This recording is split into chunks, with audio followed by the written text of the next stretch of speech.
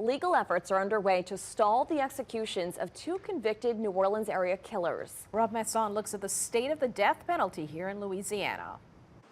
It's been more than 25 years since New Orleans ad executive Molly Elliott was kidnapped from this downtown New Orleans parking garage and murdered in St. Tammany.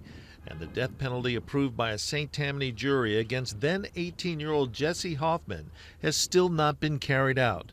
But that could change in less than 30 days. St. Tammany Parish Judge has scheduled one on the 18th. St. Tammany Judge Alan Zombrecker signed a death warrant for Hoffman to be executed through a process called nitrogen hypoxia, which was used in Alabama in January of last year for the execution of Kenny Smith. I felt like I was at any moment going to see Kenny's head explode through the ceiling. Louisiana AG Liz Murrell says the state went to nitrogen hypoxia as an execution method because it had trouble obtaining other drugs needed to conduct executions by lethal injection. This is just something that lots of states have had to deal with, and they have found ways to work around it. An attorney here at Loyola Center for Social Justice has filed an emergency motion seeking to block the execution based on the nitrogen hypoxia method, and that's something which AG Liz Murrell says doesn't surprise her. I think that, the people who oppose the death penalty and the people who represent these particular defendants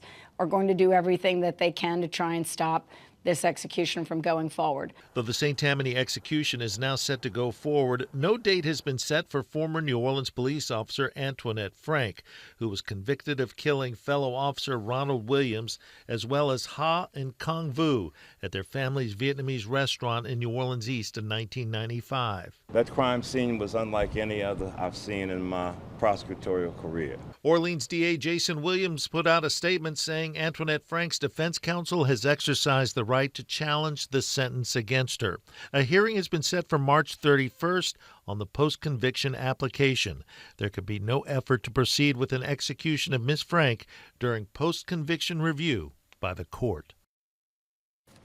And the Frank case notwithstanding, in 1 month, the state could see its first execution in 15 years. Before Jesse Hoffman's scheduled execution on March 18th, Christopher Sepulveda of DeSoto Parish is scheduled to be executed the day before on March 17th for killing his 6-year-old stepson. Liz?